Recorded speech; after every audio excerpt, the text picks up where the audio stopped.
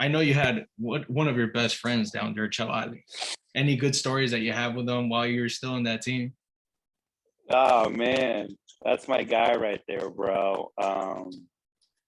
No, it's just a friendship that developed, but and that guy loves the attention, So whatever you can think of or whatever comes to mind, he's all for it. He's like, that sounds great to me. Let's do it. You want to dress him up? All right, let's do it. You want to put him on a miniature pony? All right, let's do it. I know that you guys did like a little home run derby with him too, The and he home run won derby it. with him and Manny from Yucatan, who's now with Mexico City, I believe.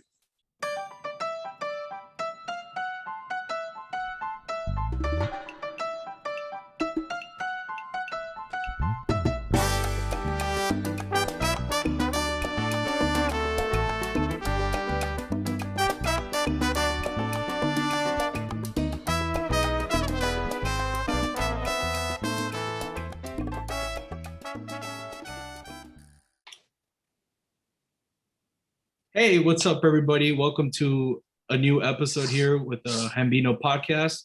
My name's Chris Hernandez, and if you're looking for Rolando, he's not here. He's on vacation because of Thanksgiving. But we got an awesome guest, former Major League pitcher Alex Sanabia. How's it going, man? How are you doing today? How's it going, brother? Doing well, thank you. Doing good. Hey, I saw that you signed with the Venezuelan team for a bit. What's up with that? Yeah, that was my third time going down there to play winter ball. So once regular season ends, yeah, winter ball.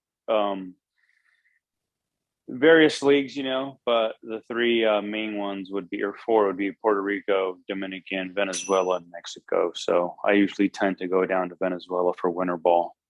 I've only Perfect. played winter ball four times, and now this is my third time going down to Venezuela, and then once in Mexico.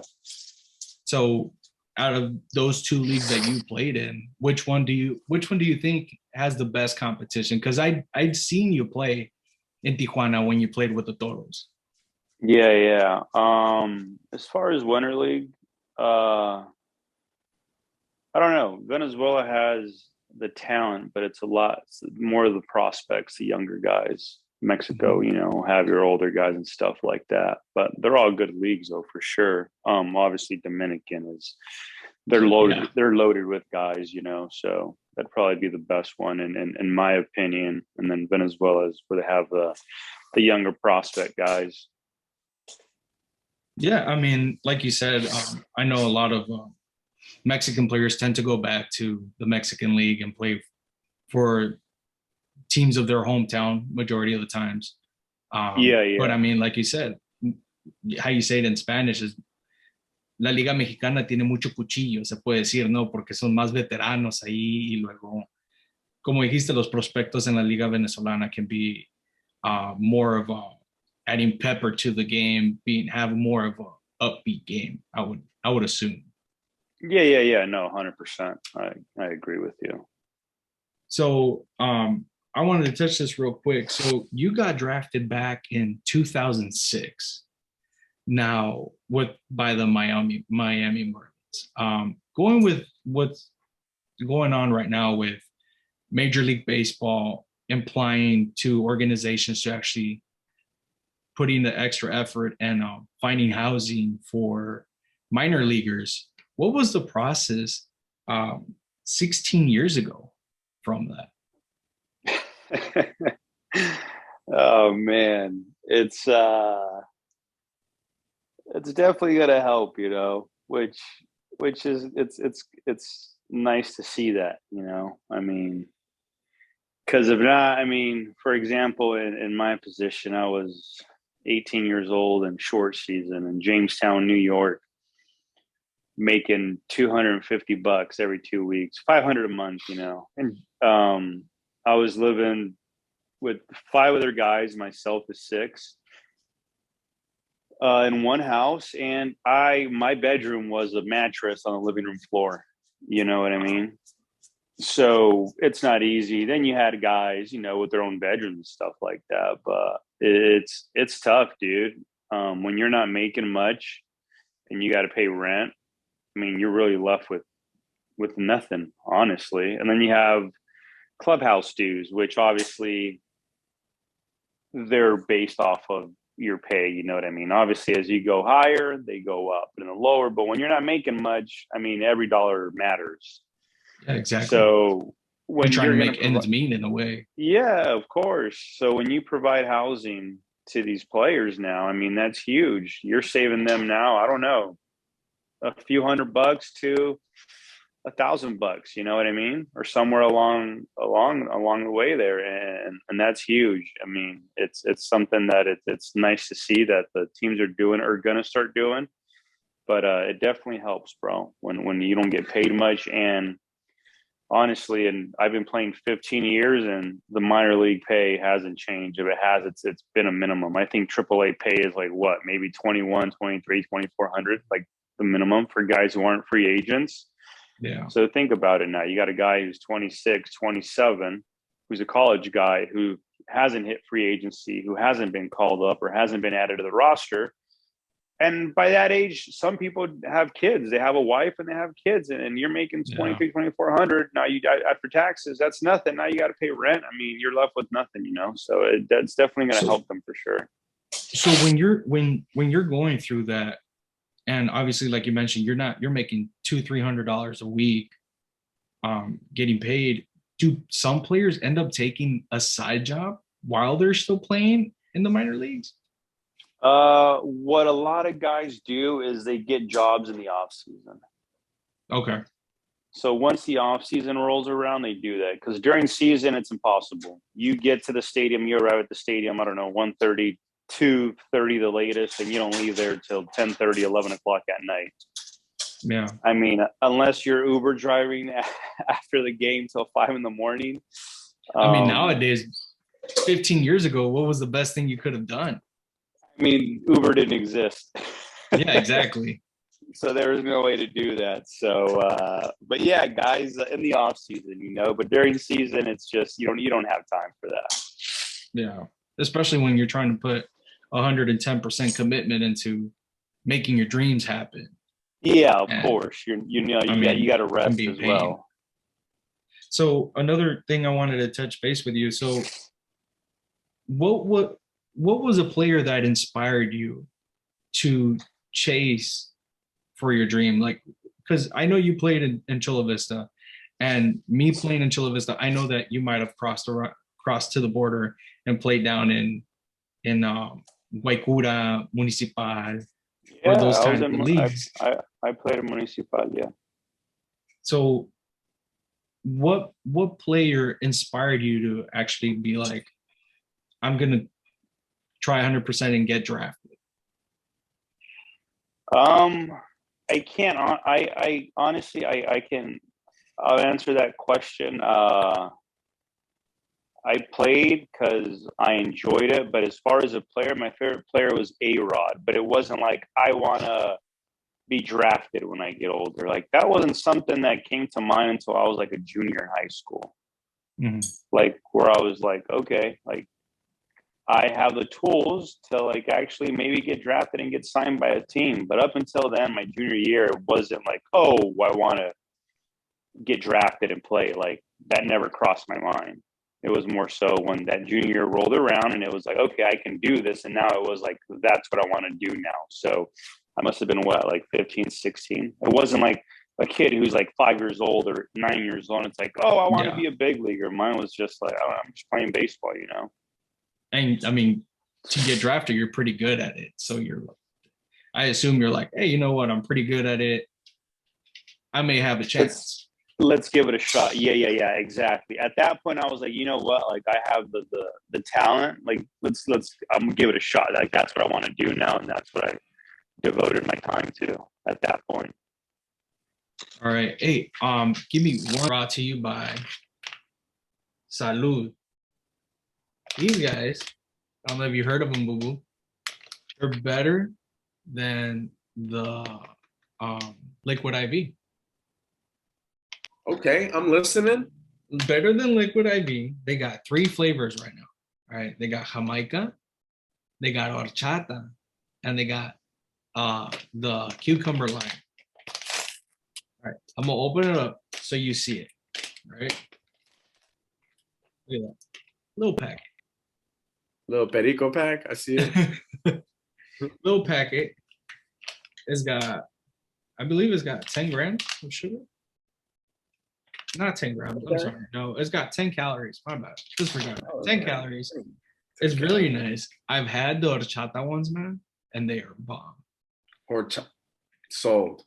Sold. That's exactly what I said. When I messaged him, I'm like, man, I'm in Missouri. I got no good as horchata over here. If this shit is good, I'm hooked. They sent me a package. Salud, man. Try it out. Really good, guys. They got tamarindo? Coming up. If they got tamarindo, it's coming up, man. They're coming up with all these different flavors. They're just starting, but man, the Jamaica one and the horchata one are bomb. I have yet to have tried the cucumber lime because it just came out. But dude, if these guys are killing it with these flavors, you're gonna have every fucking Latino drinking this shit instead of fucking drinking liquid IV. All right, sorry about that, guys. We got a little robotic Alex going on right now. We got it all figured out. So going back to you taking that leap and actually going ahead and getting drafted, how was that move from one coast to the other coast? Because I mean, you're going from being around close family and friends to just completely moving to the other side of the country. Yeah, no, it wasn't an easy transition, man. I'm a pretty outgoing personality type, but when it comes to meeting new people, it takes me a while to get comfortable and be myself. So my first year was definitely, I struggled with that. It wasn't easy. And I didn't come around until spring training of the following year. Because, I already knew pretty much for the most of the guys that I played in rookie ball, and obviously in spring, you start meeting guys, but I didn't break camp. I was what they call extended spring training. Yeah. So everybody breaks, and then you stay at the facility, training and playing games until short season starts, which is in June when the draft happens.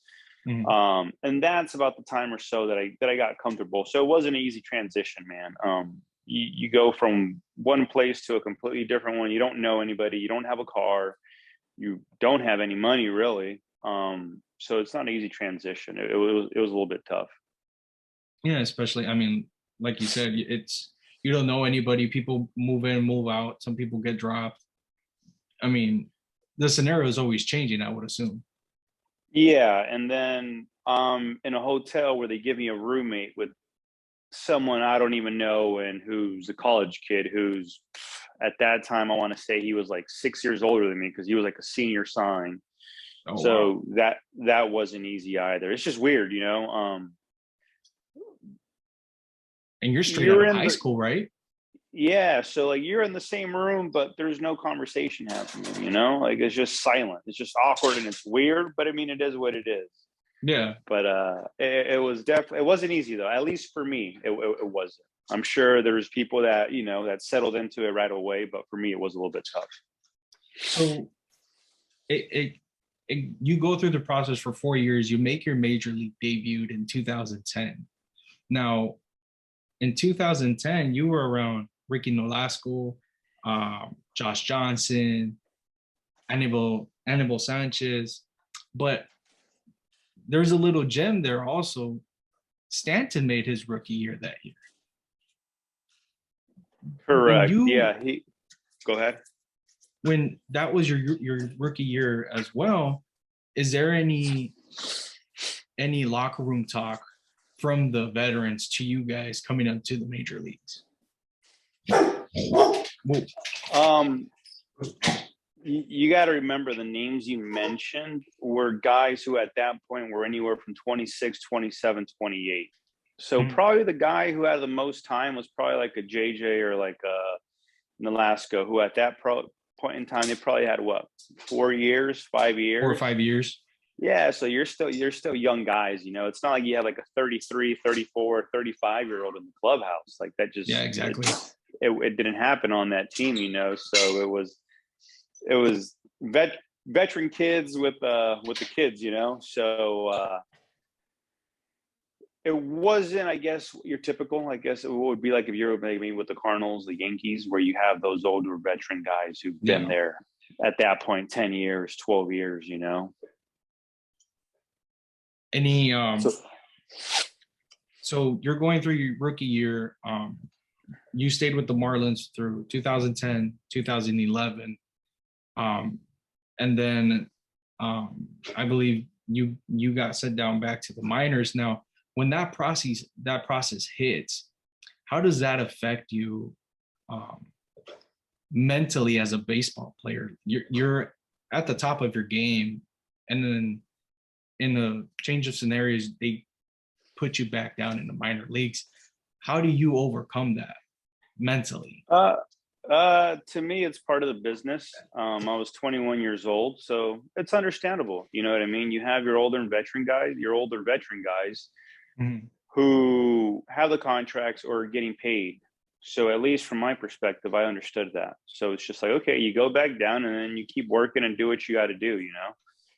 At that age, at that point in time, you're still naive, you know? It's like my mindset was, oh, you do good, you get moved up. And that was it. Like, obviously I'm older now, and it's just, there's a lot of things that got to happen, a lot of things that have to be, I guess, working in your favor. And then you have politics, which you know, exactly. you have that everywhere. But to me, it was just like, all right, like I understood it, you know. You got guys who are contract guys or guys who are making more than the minimum, and you only have 5 starters, you know. So to me, it wasn't anything like mental, honestly. So you eventually made it back up to the majors. I believe in 2013, you came back and you were pitching back with the Marlins. But your season was ended early due to an injury. And I believe, I'm not sure if they released you, your contract had ended, but you got picked up by the Diamondbacks. Now, again, you're a change of scenarios. How do you go through with that since you're changing teams again? It's your first time doing that in a way. Yeah, I was placed on waivers after the 13th season, and Arizona picked me up. Again, that was difficult. Granted, I was 24, 25, I want to say. Mm-hmm. So I had been around for a few years now. But again, change of scenery, new team, new people, spring training in Arizona. That was tough for me again. That month in spring training wasn't easy. It was difficult as well because the transition and so it was kind of like you're starting over again. A little bit older, more wiser, but you're starting over again. So same kind of situation. But then in 2014, you get picked up by the Marlins again. So how does that make you feel? You're going back to the team that drafted you, the team that you debuted with, and then I believe you guys had new uniforms, new stadium. How does that help you guys emotionally? Because I mean, it looked like the Marlins have put in money to get their team ready for a big push. Yeah, no, that happened in 2012. So I was still with them. Whenever they got the new colors, the new everything, that was in 2012. So I was still with them. So I was with them. I was with them 12 and 13, and then left in 14, and then came back. And that was great because you go back to a familiar place, familiar faces, familiar system. So that was an easy transition to do that and come back. It was like, okay, I'm back. Like, let's continue to work and you know, go out there and perform. Yeah. And I mean, honestly, the Marlins to me have been always a very decent franchise. I feel like they did have their good runs, their good years. And then I believe that they tried to rebuild, and then they turned kind of like a little bit more like the Padres for a couple of years, that they were just running with younger players. I mean, they're doing that right now as is. They have a very young starting rotation, a lot of younger baseball players, and somehow they're making it happen. So, I mean, I think baseball is in a way, I believe baseball is not rejuvenizing, but looking at a game a little differently than having a team just stacked with veteran players. I feel like they're taking a little bit more of a chance. Yeah, I guess rebuilding phase or whatnot, using the younger players, but when you have a balance of the young with the veterans, I feel like that's like your perfect balance, you know. But what they have is young guys who are talented, you know what I mean? Yeah. So that goes a long ways. Like obviously the front office has done a good job, you know, as far as that goes, and you know that's what it's about. They've done a good job with the younger guys or what they've seen, and it's been working. You know, obviously it doesn't happen overnight. It takes a little bit, but that's part of it. You know. Yeah, especially I mean, Miami's not really that big of a baseball town. Yes, there's a lot of really good, a really good solid fan base that are loyal to the Marlins, regardless of them going through that rebuilding phase. But I mean, I feel like the Marlins sooner or later they will get that big push. Like you said, they do have a solid youth in their core, and I mean, we just saw that they signed Sandy for I believe 5 years. So they're trying to get that commitment, trying to get those younger players to feel more comfortable and stay there for a little bit longer. Going back to you though, you from their second run with the Marlins, Angels picked you up, and then after that, you were, I believe, with their AAA affiliate. Yes, Salt Lake. And then after that, you made the push. Well, Toro signed you after your free agency. So how was that the difference from going from a major league organization to the Liga Mexicana of Baseball? It was a Does good that one. take like a little bit of pressure off your shoulders? No, because pressure, everybody has a different opinion about it. I feel like it doesn't exist. Pressure is you put that upon yourself. I mean,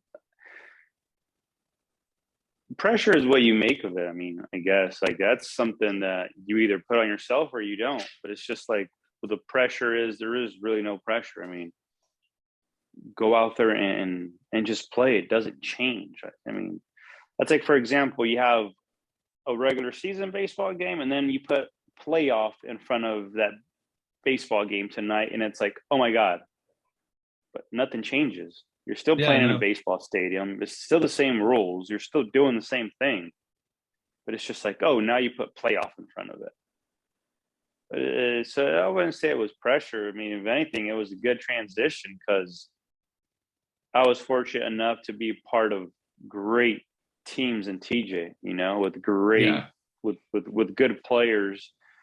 And I mean, it's TJ. I mean, if anybody's been to one of those games, it's more of a party.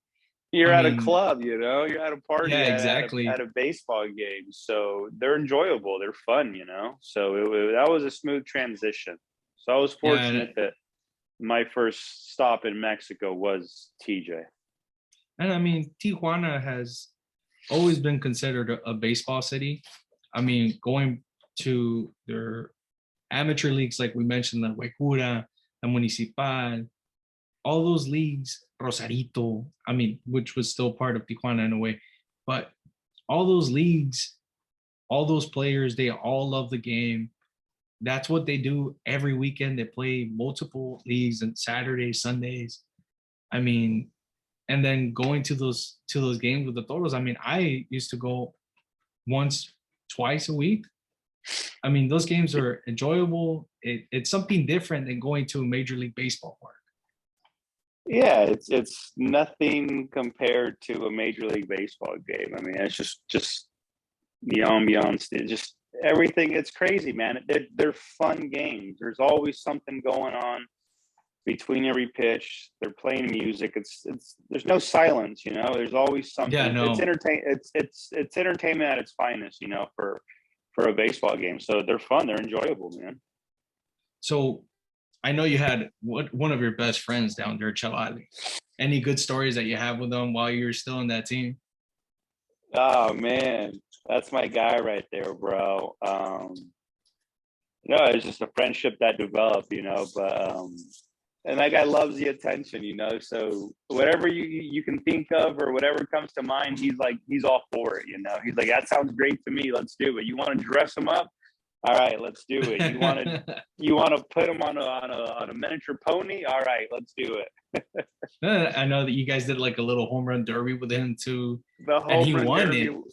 with him and Manny from Yucatan, who's now with Mexico City, I believe. Yeah. Oh yeah, And I bro. think they had another home run derby as well.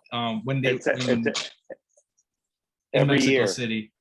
Every year they have it. So it's great, That's like stuff you don't see here in the States. So No, it's great. exactly. Yeah. So you won a championship with the Toros in 2017, and it was the first one in Tijuana in a long time. I believe, if not their first, ever since they were Potros. Correct. It was the first one being that franchise. They had won one prior, but I want to say it was the Toros. They weren't the Toros. And I believe the league was a different league. But yeah, I want to say that's only been two, and then obviously three with the one they just won this past year, this year. Yeah, and this, I believe, the one from last year actually made history because it's the first one. Not the first one. It's the third series that goes from a 3-0 deficit coming back and winning the championship. Yeah. So I mean, my dad messaged me. I mean, he was sick during the time. He's like, I had to go because I snuck into the game, the last game. It's like I didn't even have a ticket. He's like, I just walked straight in. I don't even know how the hell he got in, but he said I was just standing on the side. I didn't even fucking have a seat. He's like, but I got to see history. I'm like, good for you. Yeah, of course. Yeah, man, it's not too often especially being down 3-0. That's tough to do. You win 4 in a row is very difficult in baseball. Yeah, exactly. So, you played with Toros, you played with Tecolotes, you played with Rieleros de Aguascalientes, and you made your way back to the Atlantic League with York Revolution. Now, how did that happen? Did they reach out to you? Were you being scouted by some teams? That was pretty much my best friend / pitching coach's idea. Wasn't my idea how it started. So I had struggled in Mexico, 18 and 19. Struggled is an understatement. I was throwing batting practice for 2 years, basically. Wow. So in my eyes, I needed to make adjustments, but I wanted to keep playing because I want to hit the 20-year mark. I'm at 15. So at that point, I was at 13 or 14. And I was like, if I want to keep playing, I got to make some changes. I can't, whatever I'm doing isn't working anymore. So I started working with him. Initially, it was supposed to be 2 weeks, and then I was supposed to go back to San Diego. He was here in Florida. 2 weeks turned out to be 2 years of a mechanical overhaul. But along that process, he told me, he was like, you can still play here in the States. And I'm like, yeah, whatever, dude. But during the overhaul, I started buying into it and believing it. So we got to the point where it's just like, you're not going to Mexico. You're going to go to Indie Ball and get signed from there. So that was the goal. Obviously, 2020 happened, didn't play, so I just kept trading. I ended up staying in Florida. And then 2021 rolled around. I emailed off, 30 MLB organizations, 32? I don't even know. Yeah, 30. 2 got back to me. And then Indie Ball, I emailed all the Indie Ball teams. 1 got back to me, which was York. And that was my foot in the door that I needed. And that's how it all happened. So it was me reaching out because I hadn't played in the States for 5 years. Yeah, and exactly. my agent stopped representing me my second year in Mexico in 2017. So that's how it started, just by getting contacts and emailing them. So since you stopped being represented by your agent in 2017, did another agency pick you up, or are you just representing yourself at this point? No, at this point, playing in Mexico, those contracts are pretty direct and basic. They're simple. It's what you agreed to, you sign, and that's what it is. There's nothing much more. There's not much more to it. Mm-hmm. And then indie ball, same thing, pretty direct. And that's just how I was doing everything myself, talking to the teams directly. Now, you played 6 games at York, and the Mets bought your contract. So you were playing for the minor league team from the Mets organization, correct? Yeah, Syracuse Mets. So are you still under contract with the Mets as of now, or a free agent? No, as of the 7th of this month, I became a free agent. Okay. And are you doing any showcases or such for baseball teams? I know you look at the market, they're signing a lot of pitchers right now. I don't know if there's any talks with you as of now. No. I'm basically doing the whole thing all over again. Right now I'm taking a break, Mm-hmm. I just got back from Venezuela 3 days ago. So I'm taking time off, and then I'll get back up and going again and then start all over again. So obviously the goal is to get signed by organization again.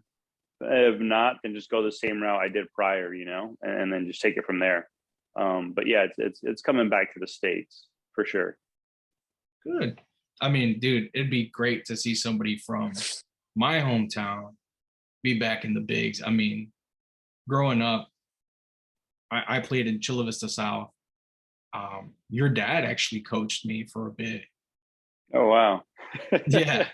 So, that's crazy. Yeah. The Senor Sanabia would get me down and try to get my swing to perfect it. And I'm doing this, man. What can I tell you? I wasn't made to become a baseball player. Yeah, of course, man. But he would tell us about you all the time. He's like, oh no, mi hijo, he juega para los Marlins, no sé qué. And you're a kid and you're talking to major league players' dad. You're like, oh my God. Like, so, it's great, man. Like I said, seeing you pitched on TV and stuff, and actually being able to have you here as a guest, it's good, and it makes me happy that I'm able to talk to you in person. Well, not in person, but just being able to talk to you is great. Yeah. Obviously, you've had a great career. Not a lot of people can say that they made the major leagues and have played 15 professional baseball seasons. And I really do hope you make it to 20 and hopefully get signed by a major league team again. Yeah, no, man, I appreciate that, because from my perspective, I don't look at things how others look at things sometimes, you know what I mean? I guess sometimes as a player, you don't give yourself as much credit as one would think they'd give themselves. So, I appreciate it, but yeah, that's the goal, man, to hit 20. And then from there, it's till I can't anymore, till nobody else wants me, Till that arm falls off, basically, right? Yeah, exactly, man. That's my mentality, you can't play forever. So my mindset is play until you can't anymore or nobody else wants you. And it's like, all right, at that point, it's like, all right, cool. Like, let's go into the next chapter, the next phase. So in your faith, in your 15 seasons of professional baseball, what has been the best advice given to you and by who? Best advice and by who? Oh, man. There's just so much advice, man, but it's just I wouldn't say it's advice, but it's more something that I've learned along the way. It's just having the work ethic and the discipline. That's what's going to take you far in the game, and having a good attitude. You know what I mean? Baseball is such a small circle. Mhm. Everybody knows everybody, or there's somewhere everybody's intertwined, you know? Yeah. Hey, how is he? How is he as a person? How is he as a player? Does he work? That goes a long ways, you know. But it's the work ethic and the discipline, to me, and just having a good attitude. You know, no one wants a shitty player or a shitty teammate. Yeah, exactly. I mean, you want to have that good chemistry in the ball. Yeah, of course, you know, but it's the work ethic and the discipline, man. That's to me are the important things that keep you in the game, because you have guys who have more talent than others and they don't play very long. You have guys who don't have as much talent, but the discipline and the work ethic is there, and those guys end up having 10, 12, 15-year major league careers, and you're just like, how? But it's those tiny little things, you know, that make a huge difference. Yeah, exactly. Yeah, it's totally true. And that's stuff that you hear throughout while playing baseball and you're trying to take it serious. You hear your coaches tell you this all the time. It's like, it's discipline, got to give it 110%. I mean, they don't want to have shitty players on their team with attitude. I mean, no, of course not. Every coach tells up, you this. Every coach tells you the same thing, and there's like what you said. There's a reason why. Yeah, exactly. I mean, I've known players that have been great players. Some are still playing till this day, that have been stamped with that uncoachable. And it hurts, man, in a way. I was told that. I mean, I never gave attitude or anything like that, but I was stamped as one of those players as uncoachable. And I'm like, I mean, I'm listening to you, it's just not working out for me. But in a way, it sucks because you try to give 110%, and sometimes it's taken the wrong way, and how you view it. But it's totally right. I mean, you have to have the attitude and the discipline to be able to go through this whole process and to make it into the major leagues. Going into my last two questions, there's a thing called the Mickey Mantle gene. I don't know if you heard about that. Mm-mm. So it's just a reference as, I mean, Mickey Mantle, he liked to drink, he liked to party, and still went out and hit bombs for the Yankees.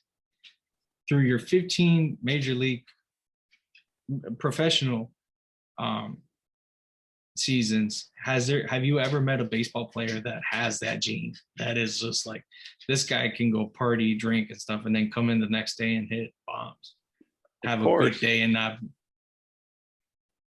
you want to rat them out, or you would just want to leave it like that? Definitely not. Those modern marvels exist. Yes, they do. They exist, man. It's impressive to see it firsthand. You're just like, how do you do this? But yeah, they do exist. They do exist, and I've played with a few. Any in the majors? Every level. They exist. Each team has at least one, bro. Damn. That's more than I would have ever thought, man, honestly. Yeah, it exists, bro. It's you know, you get it just like anything. You get there's a little bit of everything. So yeah, those guys do exist, and it's impressive to see it. Now, going into the last question, if you can go back in time and see yourself back in high school as Alex Sanabia, the junior, any advice that you would give yourself?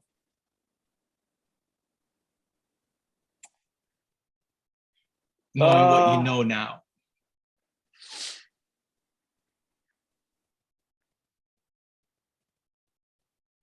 that you there? Oh, there you go. Yeah.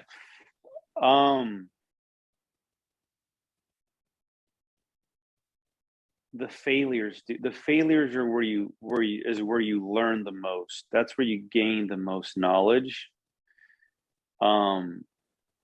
You're gonna make mistakes and you're gonna fail, and that's okay. That's part of the process. To cope with it in a positive manner and not in a negative way. Because when you're used to succeeding or everything's been going your way, then all of a sudden you meet that. It's very mentally, it's very hard. And baseball it's a very difficult sport, and it's mentally challenging. That, and then just be a great teammate and a great person, as far as that goes, and don't try to be perfect or do everything right. Like, you don't have to be perfect to succeed in the game. More so the mental side. Mm-hmm. If there was one thing, it'd be to help these kids more on the mental side than anything. The tools they have, the talent they have to work on, they do all that. But the mental side, that is the biggest thing. Like the psychological part. That to me is the biggest thing. And they say in baseball it's 90% mental. It's the mental aspect, bro. If kids or people can teach that to these kids at such at a younger age, obviously you got to go through things to learn. Mm-hmm. But if you can at least give them the tools or the resources to start working on that mental aspect and not have to wait till they fail or they're in their 20s or 30s to learn it, it makes such a huge difference. If I knew mentally what I know now at 18, 21, who knows? Who knows what the hell would have been? But that's the game changer, the mental side, the mental aspect of it. That to me is the most important thing. Well, Alex, I really do appreciate you joining us today in the podcast. It's been a pleasure having you. And like I said before, whenever you want to come back, you just let us know, and you're here whenever you want to be, man. Whatever you want to talk about, you got the platform right here for it. Yeah, no doubt, man. I appreciate you, and thanks for having me, bro. No, man. Again, thanks to you. And all right, guys. Thank you for listening. Alex, thank you for being here. Again, guys, go ahead, subscribe to the podcast. Alex, do you want to put your Instagram, Twitter, or anything like that for people to follow you? Sanabia 28, my last name and the number 28, and happy Thanksgiving to everybody. Enjoy your time with your families. Same with you, man. Happy Thanksgiving. Hope you have a great weekend, and hope to hear more from you soon. All right, my man. Take care. Have a good night, guys. Bye. See ya.